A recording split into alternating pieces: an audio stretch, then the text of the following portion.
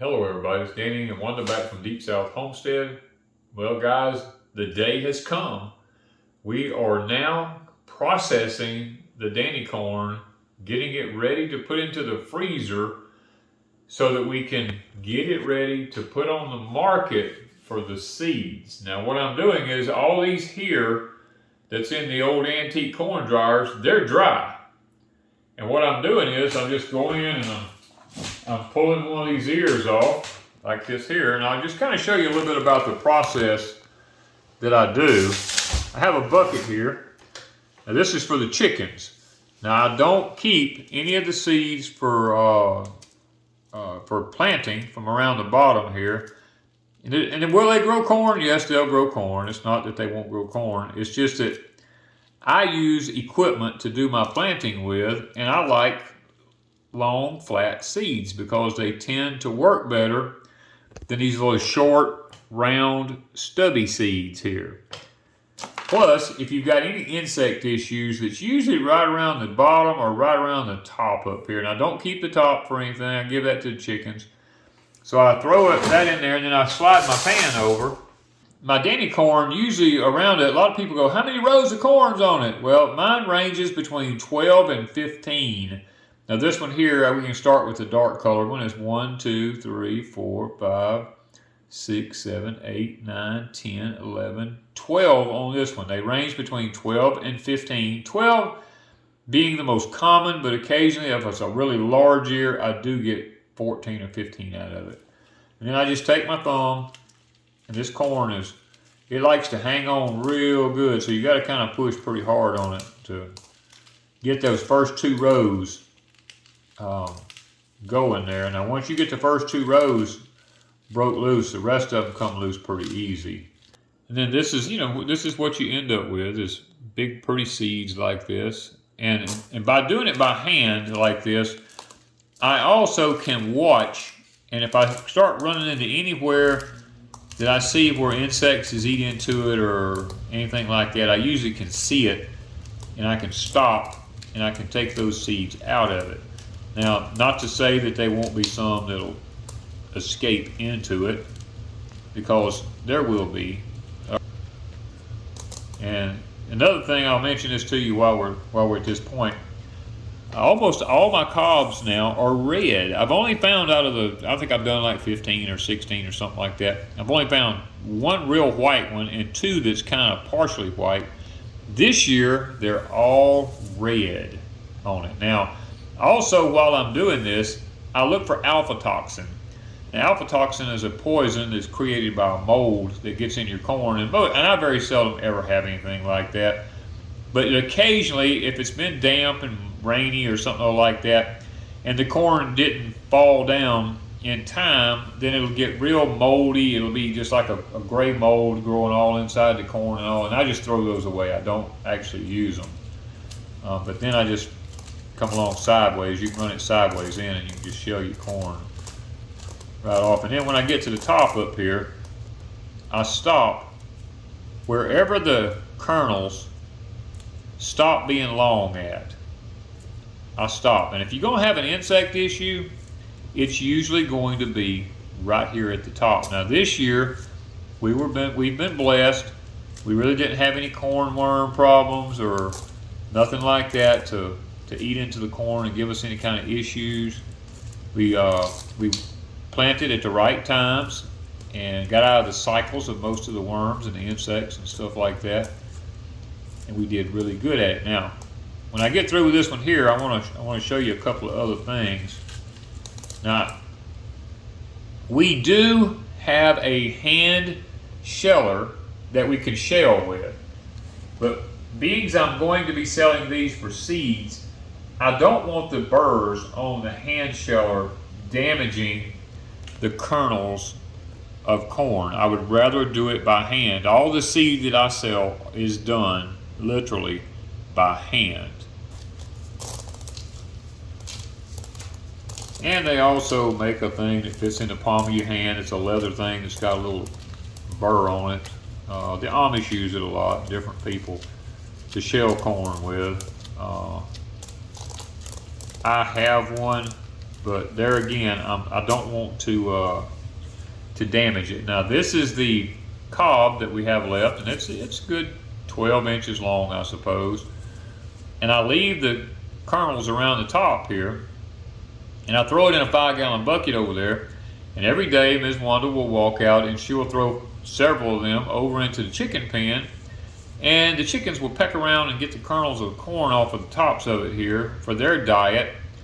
And then after a while, these will actually lay in the chicken yard, and they'll roll around in all the chicken manure and all that kind of stuff, and they'll absorb all the ammonia and the nitrogen stuff that's in the chicken manure and all of it.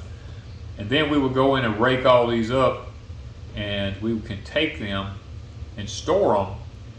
And then when it comes time to plant our tomato plants next year, we dig a post hole with a post hole digger, and we drop these down in the hole. Then they become a sponge. Not only do they hold water down there for the plants and the roots, they're good organic matter, and they're a fertilizer stick for your tomatoes. So remember, you heard that first at Deepsouth Homestead. Now, a lot of people ask about the kernels. What size are they? Okay, now, most of them range about a 1/2 inch. You can see that one laying right beside it right there. It's a 1/2 inch. Some of them are a lot larger. Let me see if I can get one right up here, and I'll lay it on the tape measure. You can see this one here is almost 3/4 of an inch. It's like 11/16. It's almost 3/4 of an inch long. So they range anywhere between, 1/2 and, I guess if I can get nothing up on there.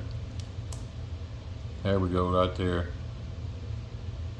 That one is a little over half, about 9/16 of an inch long. But the average is 1/2 to 3/4 of an inch. There's one there that's a good 5/8 of an inch long. So people always want to know, are they little dinky little kernels, or are they big kernels? These are pretty long kernels here.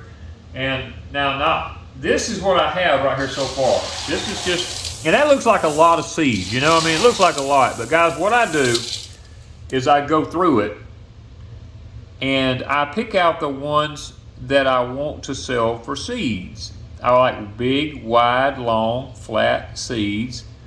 And anything that I look at that I feel like is non-desirable for seeds to be sold or me to plant, they go into a separate bag, and that bag will be used for cornmeal. We will grind those seeds up to make our cornmeal out of.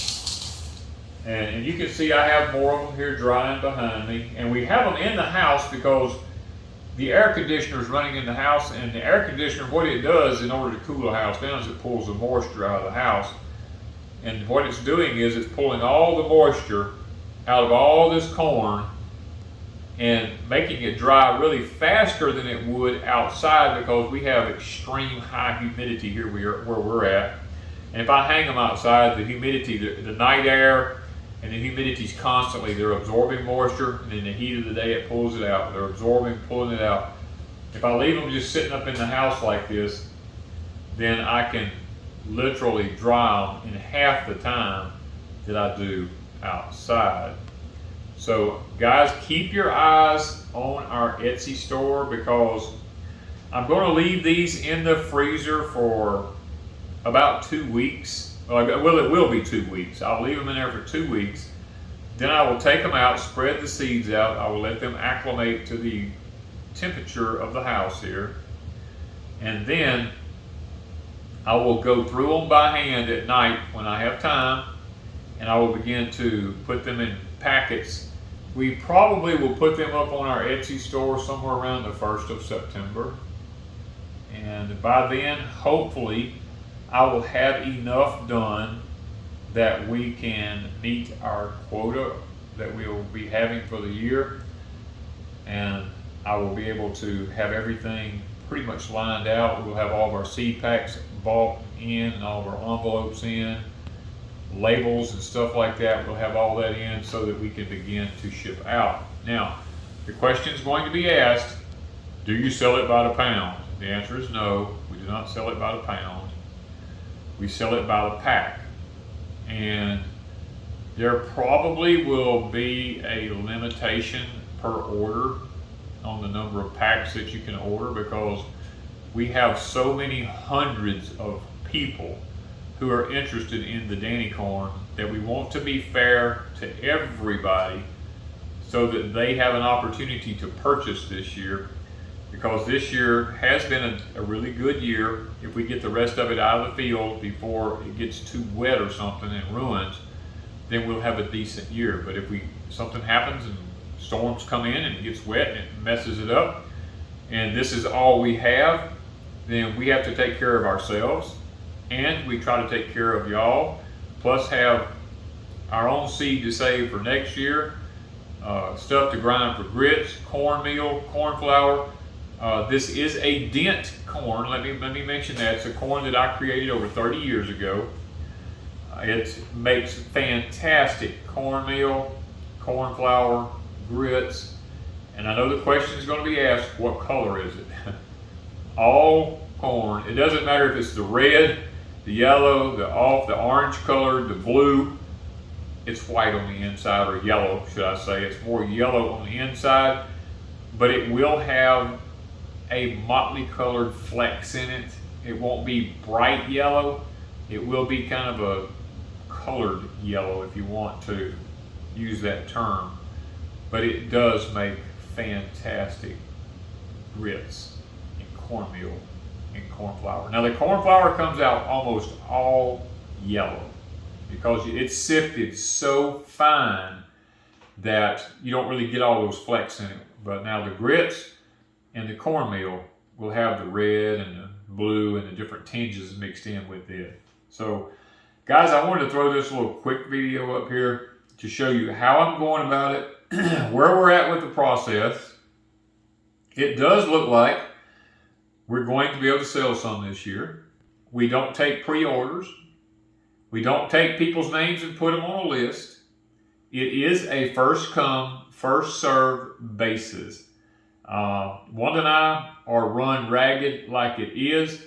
We're only doing this out of the goodness of our heart to try to help other people, or otherwise we keep it all and grind it for cornmeal, feed it to the cows, feed it to the chickens.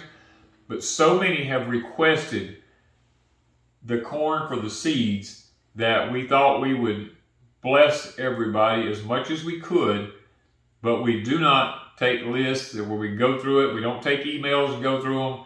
None of that kind of stuff. We don't keep your emails. We don't keep none of that stuff. Just simply because we don't have time. We're running a farm. We're living off the land. We're homesteading the way it's supposed to be done. And when you do that, it is work from way before daylight till way after dark every night.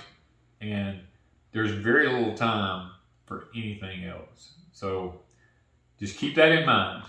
And just want to let you know where we're at with it. And before I get off, guys, I do want to say a thank you to everyone who kept me in the prayers, because it was very unexpected. Me and Wanda had these big plans for the day, and we got up one morning about 3 o'clock in the morning, and I had a kidney stone attack. I made it till about 5:30, and at that point, I was like, I got to go to a doctor. And we went to the ER, and luckily, while we were in the ER, they gave me some pain meds to kill the pain, and it passed into my bladder while we were there. So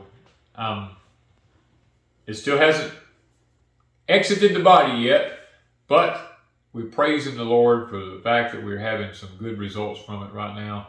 And I want to once again thank y'all for your prayers, because it did mean a lot. And I believe it worked. I believe y'all's prayers caused that thing to pass while I was in the ER and not have to go through some kind of horrendous surgeries or anything like that. So thank you guys from Deepsouth Homestead.